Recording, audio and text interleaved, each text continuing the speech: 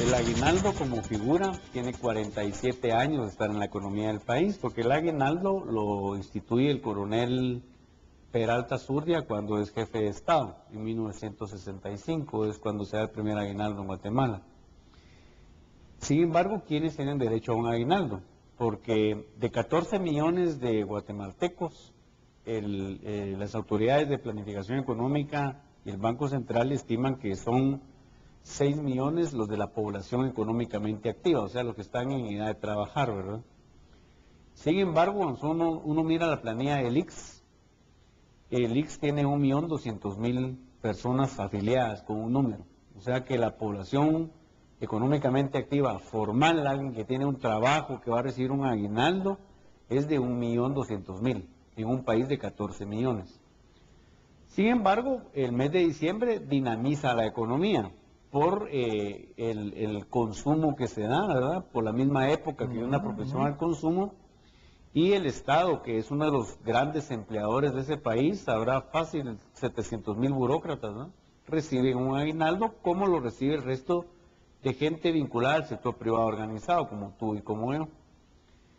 Y entonces eso pues genera un circulante y ahí vienen las fechas comerciales en donde uno puede consumir. Ahora, la pregunta es, ¿me debo gastar todo? ¿Me debo endeudar todo? Porque ahorita nosotros vamos a un centro comercial y hay casas, hay algunas operadoras de tarjeta de crédito que le sacan a uno la fotocopia del DPI, te troquelan en ese ratito la tarjeta y uno principia a usar la tarjeta.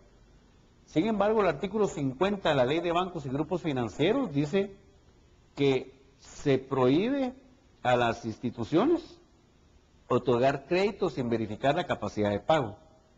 Sin embargo, se está dando. Y entonces ahí hay un banco del sistema que fue ahorita multado con $20.000 y que sale publicado en el último boletín de la Superintendencia de Bancos porque otorgó créditos sin verificar la capacidad de pago. Lo mismo está sucediendo con las tarjetas de crédito que le están regalando ahorita en un centro comercial a uno.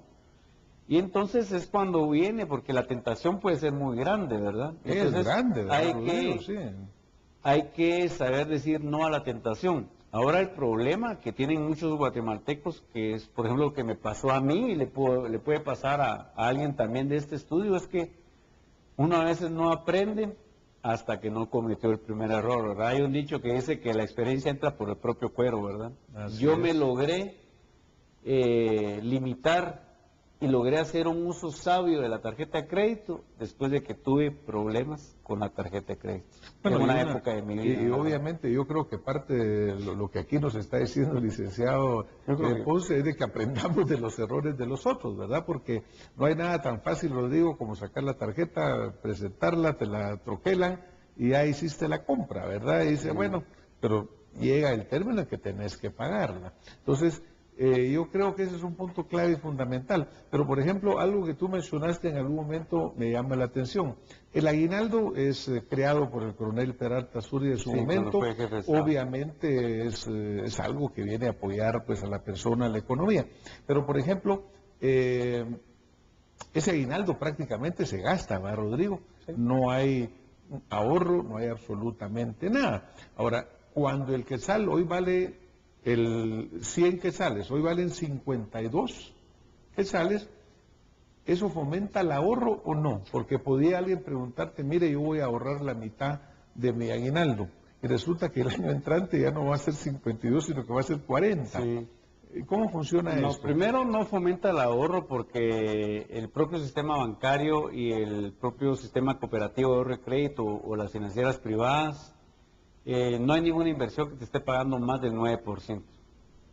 Y realmente el índice de inflación anda, según mi enfoque, anda en los 2 dígitos. O sea, que está de 10 en adelante. Arriba de eso, claro. ¿Verdad? Porque uno lo puede ver en combustible, cómo subió el precio de los medicamentos, el colegio, el impacto del colegio, cuánto vale una bebida gaseosa, por ejemplo, una cerveza que está considerada dentro de la canasta básica familiar, a pesar de que hay algunas gentes que no tomamos, ¿verdad? Pero es un producto que se consume. Y entonces el aguinaldo está comprobado, medido en estudios de mercado, que el aguinaldo se utiliza para consumo y el bono 14 para pago de deudas. Eso está medido ya en la economía del país. Y es entendible que se use para consumo porque hay necesidades insatisfechas en las familias guatemaltecas, en los grupos familiares. Y dos, porque realmente ese salario número 13 que uno recibe en el año es solo un compensador de del desequilibrio que tiene la balanza económica del país, ¿verdad? Pero siempre va atrás, ¿verdad, Rodrigo? Porque obviamente, como tú dices, pues lo que un banco o una institución financiera pudiera pagar está por abajo totalmente de la inflación. Te hacía la pregunta porque economías como Alemania, por ejemplo, economías sólidas que no son de los PIGS y que son los que están viendo cómo los rescatan, se fomenta mucho el ahorro. Sí. Pero también por otro lado tienen tasas de inflación bajas, diría yo, porque no tendría ninguna lógica ahorrar para que tu dinero simplemente sea erosionado en un banco.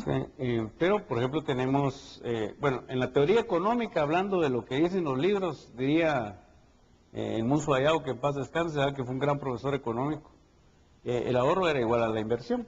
Eso está en cualquier libro de economía. El ahorro es igual a la inversión. Un centavo es la base de un capital aumenta la empresa privada y la empresa privada genera libertad, si lo miras desde ese punto de vista. Sin embargo, tenemos países como España ahorita, donde Rajoy propuso quitar el aguinaldo. Ya tenía serios problemas. Eso, siempre y cuando se institucionalice, ya no se puede dar marcha atrás, porque así como en Guatemala, en muchos países del mundo, lo que abundan son los asalariados en relación de dependencia. Claro.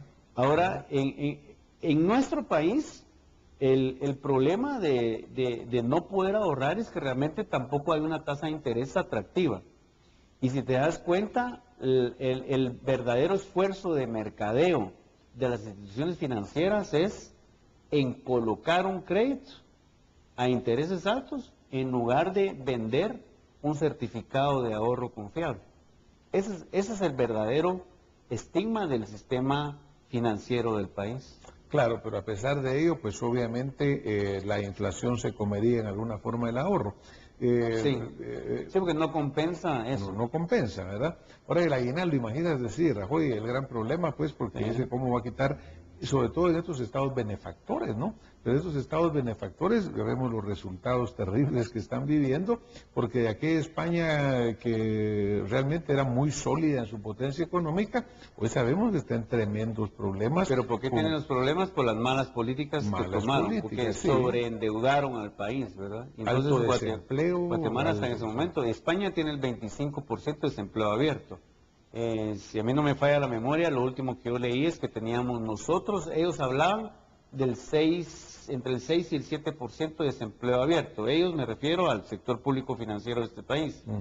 Y es donde el sector informal salva esa gran presa de guatemaltecos que no tienen un trabajo, porque lamentablemente en Guatemala, si tú te das cuenta, un adulto no consigue trabajo y un niño tiene que trabajar.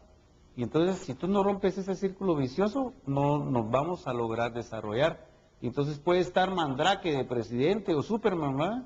No tiene que ser ni el ingeniero Colón, ni el general Pérez, ni el ingeniero Serrano, puede llegar cualquier profesional.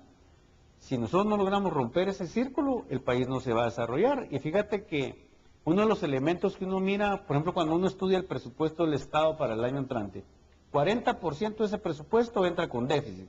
O sea que el Estado ya debe 40%.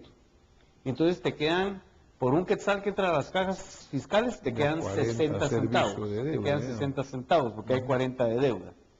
De ahí, entonces tú tienes que quitar los aportes constitucionales, que son 5 centavos para la San Carlos, 10 centavos para las municipalidades, 3 para el deporte, 2.5 para la Corte Suprema, 7 centavos más en aquel margen de compromisos y candados constitucionales. Entonces, el presidente de la República o el sector público tiene realmente 32 centavos para trabajar.